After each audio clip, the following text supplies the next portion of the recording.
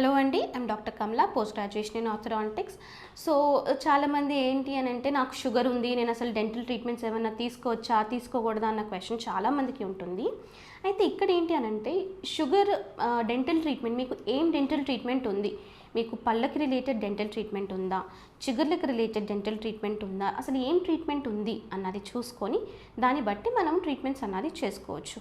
Like for example మనకి యూజువల్గా ఉండే ట్రీట్మెంట్స్ అంటే షుగర్ మనం ఎప్పుడు చెక్ చేసుకోవాలి, అసలు ఎంత లెవెల్స్ ఉంది అన్నదంటే పళ్ళు తీస్తున్నాం అనుకోండి, పళ్ళు తీసేటప్పుడు కంపల్సరీగా మనం షుగర్ లెవెల్స్ ఎంత ఉంది అన్నది చెక్ చేసుకోవాలి.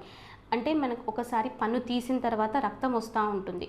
సో ఈ రక్తము మనకి ఎంత టైంకి ఆగుతుంది, బ్లీడింగ్ టైం, క్లాటింగ్ టైం, ఇట్లాంటివన్నీ కూడా మనము చెక్ చేసుకోవచ్చు. ఇంప్లాంట్ పెట్టేటప్పుడు, ఇంప్లాంట్ అంటే మనకి పన్ను లేనప్పుడు రీప్లేస్మెంట్గా షుగర్ పేషెంట్స్కి ఇంప్లాంట్ని ప్రిఫర్ చేస్తామన్నమాట. ఒక స్క్రూ మనకి బోన్ లోపల పెట్టి దానిపైన క్యాప్ పెడతారు. సో మనకి ఇంప్లాంట్ పెట్టేటప్పుడు bleeding time, clotting time, sugar levels, దాని తర్వాత విటమిన్ D3 లెవెల్స్, ఇట్లా సర్జికల్ ప్రొఫైల్ మొత్తం కావాల్సి ఉంటుంది. సో యాజ్ సచ్ షుగర్ పేషెంట్స్కి ట్రీట్మెంట్స్ కాంట్రా ఇండికేట్ కాదు, చేయకూడదు అని కాదు, బట్ మనకి షుగర్ లెవెల్స్ మానిటర్ చేసుకుంటూ ట్రీట్మెంట్స్ అన్నది చేసుకుంటూ ఉంటాం. నార్మల్ రూట్ కెనాల్ అనుకోండి, లేదా క్యాప్స్ పెట్టడము, లేదా ఇంకా క్లిప్స్ పెట్టడం, ఎక్కడైతే మనకి బ్లడ్ రాకుండా ఉంటుందో, అంటే బ్లడ్ ఇన్వాల్వ్మెంట్ లేకుండా ఉంటుందో అక్కడ షుగర్ పేషెంట్స్కి మనం ఏ ట్రీట్మెంట్ అయినా చేయొచ్చు. కానీ ఎక్కడైతే మనకి బ్లడ్ వస్తుంది అనేసి అనుకుంటామో అక్కడ మనము కంపల్సరీగా షుగర్ పేషెంట్స్కి షుగర్ లెవెల్స్ చెక్ చేయాలి. సపోజ్ మనకి ఇప్పుడు రీసెంట్గా ఏంటి అని అంటే ఇప్పుడు లేజర్ ట్రీట్మెంట్ అనేసి వచ్చింది. ఈ లేజర్ ట్రీట్మెంట్లో షుగర్ పేషెంట్స్కి మనము చేసినా కూడా సరే బ్లీడింగ్ అన్నది అవ్వకుండా ఉంటుంది. సో షుగర్ పేషెంట్స్ ఏమన్నా ఉంటే ఇట్లా లేజర్ ట్రీట్మెంట్స్ చేసుకోవచ్చు, షుగర్ ప్రొఫైల్స్ చెక్ చేయించుకొని దాని తర్వాత మనము ట్రీట్మెంట్ చేసుకోవాల్సి ఉంటుంది. సో పళ్ళ మధ్యలో గ్యాప్ ఉంటే పళ్ళు ఊడిపోతాయా అన్నది ఒక క్వశ్చన్ అండి. సో అసలు పళ్ళ మధ్యలో గ్యాప్ ఎందుకు వచ్చింది అన్నది ఫస్ట్ థింగ్, ఇది మనం చెక్ చేసుకోవాలి. కొంతమందికి పర్మనెంట్ టీత్ అంటే 12 ఇయర్స్ అప్పటి నుండే మనకి గ్యాప్స్ అన్నాయి పళ్ళ మధ్యలో ఉంటాయి. దాన్ని ఆర్థో ప్రాబ్లం అంటే పళ్ళ మధ్యలో గ్యాప్స్ని ఆర్థో ప్రాబ్లం అనేసి అంటామన్నమాట. సో ఈ ప్రాబ్లం ఉంది అని అంటే క్లిప్స్ పెడితే సరిపోతుంది, వాళ్ళకి అది ట్రీట్మెంట్.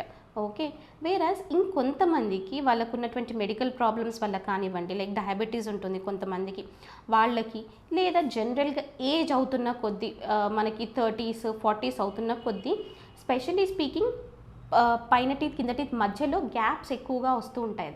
ఇది బికాజ్ ఆఫ్ ఏజ్ ప్రాసెస్. అంటే మనకి ఏజ్ అయ్యే కొద్దీ ముడతలు చర్మం పైన ఎట్లా పడతాయో సిమిలర్గా మన టూత్లో ఉండే ఫైబర్స్ ఇవన్నీ కూడా కొంచెం ష్రింక్ అవుతూ ఉంటాయి. దానివల్ల టూత్ అన్నవి కొంచెము లూజ్ అవుతాయి అండ్ పళ్ళ మధ్యలో గ్యాప్స్ వస్తాయి. వీళ్ళకి అసలు ప్రాబ్లం ఏంటిది అన్నది ఫస్ట్ చెక్ చేసి దాన్ని బట్టి మనము ట్రీట్మెంట్ చేస్తాం. ఫర్ ఎగ్జాంపుల్ నార్మల్ ఏజ్ వాళ్ళకి ఉంది అనుకోండి, వితౌట్ ఎనీ అండర్లయింగ్ ప్రాబ్లం ఏమైనా ఉంది అని అంటే వాళ్ళకి క్లిప్స్ పెడతాము. లేదు అండర్లయింగ్ ప్రాబ్లం ఏమన్నా ఉంది, డయాబెటీస్ ఇట్లాంటివి ఏమైనా ఉంది అని అంటే వన్స్ చెక్ చేసుకొని దాన్ని బట్టి వాళ్ళకి ప్రాపర్ ట్రీట్మెంట్స్ చేస్తామన్నమాట. సో పళ్ళ మధ్యలో గ్యాప్ ఉంది కాబట్టి పళ్ళు ఊడిపోతాయి అని అంటే కాదండి.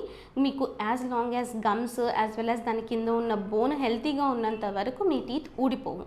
లేదా మీకు చిగుర్ల ప్రాబ్లం ఉంది, లేదా బోన్ లాస్ ఉంది, మీకు లోపల బోన్ లాస్ ఉంది అని అంటే మాత్రము మీరు ఖచ్చితంగా దానికి ట్రీట్మెంట్ చేసుకోవాలి. మీరు అలా వదిలేస్తే 100% మీ టీత్ ఊడిపోతాయి.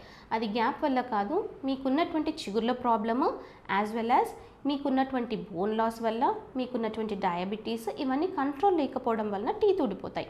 అవి ఎందుకు ఊడిపోయాయి అంతా చూసుకొని, సపోజ్ ఊడిపోయినట్టయితే దానికి ప్రాపర్ ట్రీట్మెంట్ అన్నది మనం మళ్ళీ పళ్ళు రీప్లేస్ చేసుకోవడము ఇట్లాంటివి మనము చేసుకోవచ్చు.